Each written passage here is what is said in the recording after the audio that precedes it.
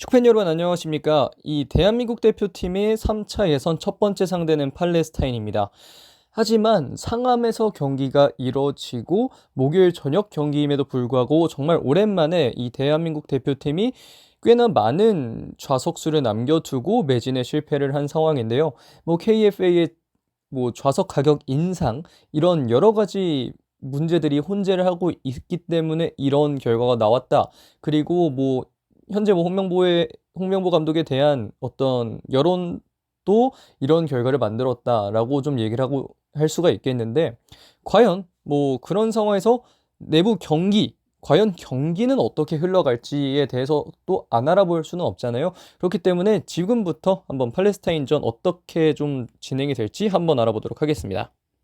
자, B조의 전반적인 구성은 다음과 같습니다. 이 1포트에서는 우리 대표팀, 2포트에서는 이라크, 3포트에서 요르단, 4포트에서 오만, 5번째 포트에서는 팔레스타인, 그리고 6번째 6포트에서는 쿠웨이트가 뽑혔습니다. 이 피파 랭킹 지금 여러분들께서 보시는 그대로 나와 있는데, 사실 이 몇몇 팀들이 보이죠. 아시안컵에서 우리를 좀 힘들게 만들었던 이 요르단이나 여러 가지 나라들이 좀 보이는데, 이 B조 구성은 아래쪽으로 갈수록 당연히 편하지만 만만하게만은 볼 수 없는 그런 구성이 만들어졌다라고 이야기를 할 수 있는 상황이다라고 좀 말을 할 수가 있겠습니다.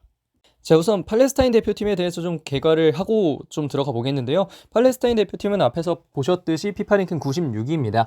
2차 예선에서는 I조 2위를 기록하면서 2승 2무 2패, 득실차는 6득점 6실점으로 0을 기록했는데요. 평화왕 같은 팀이죠.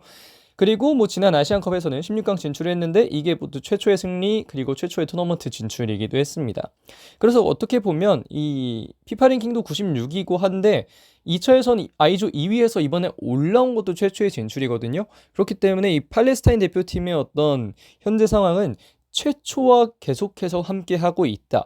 그렇기 때문에 팔레스타인 대표팀은 현재 랭킹 같은 경우에는 과거의 것까지 많이 포함이 되어 있기 때문에 96위에 머물러 있지만, 최근의 팔레스타인 대표팀의 흐름은 상당히 괜찮다라고 우리가 또 확인을 하고 넘어갈 수가 있겠습니다. 자, 이 팔레스타인 대표팀과 우리 대표팀의 A 대표팀 경기 맞대결은 없습니다. 아무래도 만날 거면 2차 예선이나 친선 경기밖에 없는데 2차 예선에서 지금까지 만난 적이 없고요. 3차 예선에 이 팔레스타인이 최초로 올라오게 되면서 결국은 우리 대표팀과 만날 수 있는 기회가 또 생기게 됐습니다. 하지만 맞대결은 딱 한 번 있었는데요. 23세 이하 대표팀에서의 맞대결이었습니다. 2010년 광저우 아시안게임 조별리그였고요. 당시 득점자가 박주영, 윤빛가람, 박기성, 지금 뛰지 않는 선수까지 포함이 돼 있을 만큼 이 오래전에 심지어 또 23세 이하 대표팀에서 맞대기를 했던 경력이 있습니다. 당시 라인업, 이 선발 라인업에 김영권 선수가 들어가 있지는 않았지만 이 명단에는 또 선발이 돼 있었고, 여전히 현재 대표팀 최고의 맨발 센터백 중에 하나로서 김영권 선수는 그때도 그 당시에도 이 연령별 팀에 있었고 현재도 우리 대표팀에 속해 있는 상황입니다. 당시 MVP는 이제 박주영 선수였는데 당시 아시안게임 대표팀 와일드카드로 최고의 선수이기도 했던 선수가 또 박주영 선수였습니다. 자, 이런 팔레스타인의 2차 예선 앞에서 말씀드렸다시피 2승 2무 2패하면서 I조 2위를 기록했는데, 세부적으로 좀 더 뜯어보면 호주전에서의 2번의 패배를 제외했을 때 기록이 6득점 0실점입니다. 이 수비의 구조적 특징을 보면 백4에서 기본적으로는 변화가 딱히 없는 상황인데요. 이 축구를 하시는 분들 조금 보시면 들 알겠지만 이 기본적으로 이 틀어잡고 간다. 이 4명의 선수가 기본적으로 단단하게 지키면서 올라가는 느낌. 그리고 6득점 0실점이라고 했지만 가장 낮은 포트에 있었던 방글라데시에게 6득점을 했을 뿐, 일단 기본적으로 결국 경쟁에서 승리한 레바논과의 경기에서는 둘 다 0대 0이었거든요. 이야기는 레바논이 조금 더 어떤 순위나 이런 게 높다고 점쳐지는 상황에 팔레스타인이 잘 묶었기 때문에 이런 결과가 나왔다고 할 수가 있겠는데, 이런 결과를 보면 왜 팔레스타인이 최초의 연속을 쓰고 있는지도 알 수가 있고, 좋은 팀의 기반이 좋은 수비에서 나오기 때문에 팔레스타인이 지금까지 올라왔다라는 것을 또 확인할 수가 있는 대목이라고 얘기를 할 수가 있겠습니다. 자, 이런 팔레스타인 대표팀의 감독은 마크람 다부브 감독입니다. 2021년 5월 1일에 부임을 했고 굉장히 오랜 기간 동안 이 팔레스타인 대표팀을 맡아서 경기를 치르고 있는데요. 부임 이후 성적 보면 25경기 동안 10승 5무 10패, 말 그대로 평화왕의 모습을 보여주고 있습니다. 올해 성적은 아시안컵 포함해서 3승 2무 3패인데 아시안컵을 빼면 2승이 조금 더 많은 상황이고요. 특징이나 포메이션을 보면 굉장히 오랜 기간 팀을 이끌어왔고, 마크랑다부 감독이 보여주고 있는 팔레스타인의 축구가 그 이전의 것들과 비교했을 때는 뭐 남미 어떤 뭐 혼혈 이런 선수가 온 것도 있지만 이전과는 다른 축구를 확실히 보여주고 있다는 걸 확인을 할 수가 있습니다. 기본적으로는 뭐 4-4-2 내지는 뭐 4-2-3-1 뭐 이런 느낌의 포메이션을 하다가 뭐 강팀을 만났을 때에는 백5를 쓰기도 하고 이렇게 하는데, 개인적으로는 이번 경기도 팔레스타인 입장에선 강팀과의 경기이기 때문에 백5를 쓸 수도 있다라는 정도까지 이번 감독 마크람다부 감독의 전술을 보면서 할 수가 있겠습니다. 제가 강팀 상대로 백5를 사용했던 건 바로 지난 공식전 경기였던 호주와의 경기였습니다. 라인업을 보면 이 하마디 키퍼를 비롯해서 뭐 살다나, 테르마니, 살레, 하메드, 빠라위, 뭐 미들에는 라시드와 음하냐, 그리고 윗선에 칸티아나, 바트란, 파라즈인데, 이 살레 선수와 바트란 선수는 이번 경기에서는 이 선발이 되지 않았고, 특히 그리고 13번 파라즈 같은 경우에는 이 가장 많은 득점을 했던 이 선수도 이름이 잘 기억이 안 나는데, 이 현재 벨기에 셰르로에서 뛰고 있는 오데이 다바고 선수인가요? 그 선수가 지금 톱으로 아마 들어올 가능성이 좀 높습니다.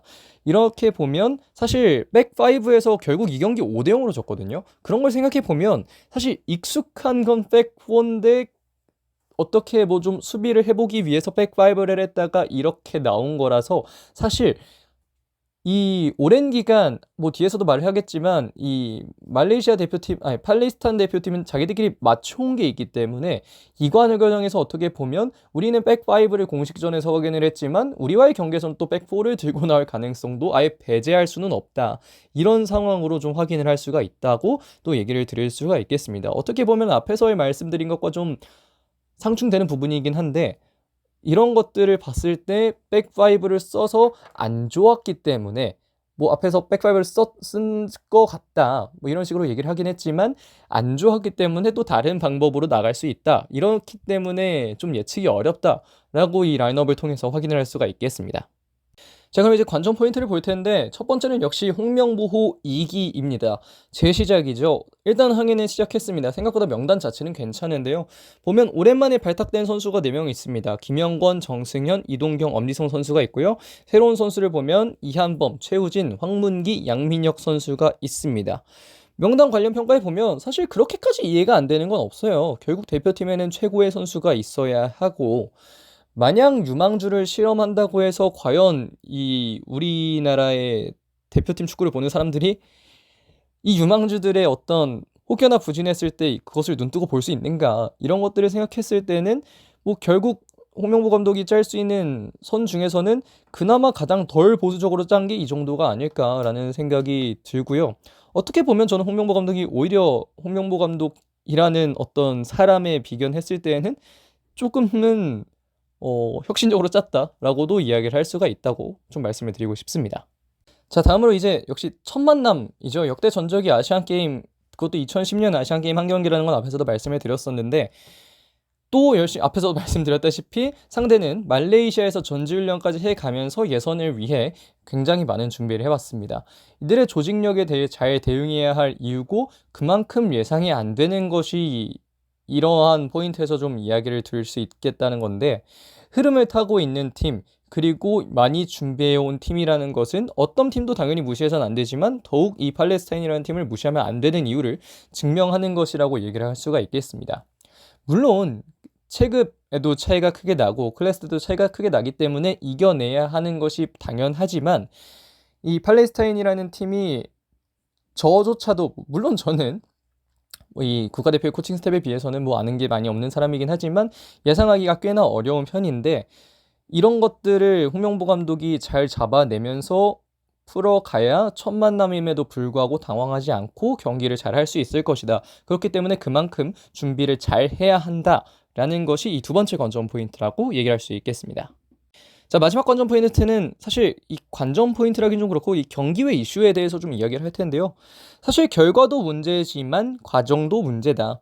과정을 잘 지켰으면 과연 이 홍명보 감독이 선임이 됐을까? 뭐 이런 이야기들이 여전히 나오고 있고 결국은 국회까지 흘러가면서 이 보이는 이 세 명이죠. 정몽규 회장 그리고 홍명보 감독, 이임생 이사가 모두 지금 국회에 끌려가는 그런 결과가 나오게 됐습니다. 사실 드라마틱한 변화는 없을 거라고 생각합니다. 여기서 갑자기 홍명보 감독이 잘릴 거라는 생각도 없고 정몽규 회장이 다시 당선이 안 될, 뭐 이것까지는 잘 모르겠습니다만 아주 드라마틱한 변화는 없을 거라는 생각이 드는데요. 결국 실질적으로 보면. 하지만 그렇다고 느끼는 게 없어서는 안 됩니다. 여기서 충분히 배워야 하고 교훈을 얻어야 하고 홍명보 감독이던 이임생 이사던 본인들이 바뀔 수 있는 사람이라는 걸 좀 증명을 해야 된다는 생각을 하고요. 나아가서 울산이 많다라는 것으로 기사가 또 많이 나왔습니다. 사실 울산은 현 시점 K리그에서 가장 잘하는 두 팀 중 하나입니다. 강원과 울산이 현재 승점이 똑같죠. 강원이 득점이 좀 더 많기 때문에 현재 1등인데 사실 울산은 덜 가길 바랬을 거예요. 울산 출신이든 뭐 울산이든 울산도 당연히 알고 있겠죠. 이 홍명보 감독이 울산 출신 혹은 울산 선수를 많이 뽑아갔을 때 이런 여론이 나올 수도 있다는 걸 알고 있었을 텐데 보면 사실 홍명보 감독이 의리를 울산에 지키겠다는 게 애초에 말이 안 됩니다. 사실 울산의 의리를 안 지키고 나가서 지금 이 모양 이 꼴이 된 건데 사실 울산의 어떤 인맥 축구다, 의리 축구다 이런 얘기가 기사로 나오는 걸 보면 어떤 이 컨텍스트를 읽는 능력이 상당히 부족한 기사들도 없지 않다라는 생각을 하는데 사실 깔 게 정말 많아요. 이것 말고도 참 지적할 만한 부분들이 많은데 핀트를 또 이상한 대로 잡아서 이상한 대로 흘러가 버리면 그것이 오히려 문제이기 때문에 이 기자분들도 조금 더 이런 부분에서는 좀 집중을 해서 봐주셨으면 하는 바람이 있고요. 어쨌든 조금이라도 나아지길 바랍니다. 이렇게까지 우유가 엎어졌다고 안 닦고 그냥 엎어졌다고만 하면 안 되죠. 어쨌든 닦고 우유 냄새 안 퍼지게 물티슈로 닦든 뭐 락스를 뿌리든 해야 되니까요. 어떤 축구는 증명을 해야 하고 이 프로세스를 본인이 만들었던 이 프로세스를 다시금 정립하는 시간을 꼭 가졌으면 합니다. 이런 것들이 없다면 정말 답보 상태에서 머물러 있는 거죠. 이런 것들을 잘 잡아내서 제발 잘 흘러갔으면 좋겠다라는 마음이 정말 큰 상황입니다. 자, 그렇게 해서 여기까지 조금은 길게 팔레스타인전 프리뷰 내지는 뭐 현재 상황에 대한 점검을 간단하게 해봤습니다. 뭐 이유야 어쨌건 팔레스타인이라는 팀은 우리가 꼭 잡고 시작을 해야 하는 팀이고 2, 3차에선 전반적인 것들을 위해서라도 이 팔레스타인전을 꼭 잡고 가야 하겠는데요. 이 홍명보 감독이 부디 좀 더 잘 준비를 해서 좋은 경기를 제발 펼쳐줬으면 하는 바람이 있습니다. 일단 뭐 어떤 것들도 아예 망해버리면 관심조차 못 받는 경우가 발생할 수 있거든요. 하지만 그렇지는 말아야 하기 때문에 뭐 사람이 밉다고 결과까지 이어버리면 안 되니까 이런 것들은 결과를 좀 내면서 바로 잡아지기를 좀 바라보도록 하겠습니다. 자, 그러면 이번 영상은 여기까지 하도록 하겠습니다. 고맙습니다.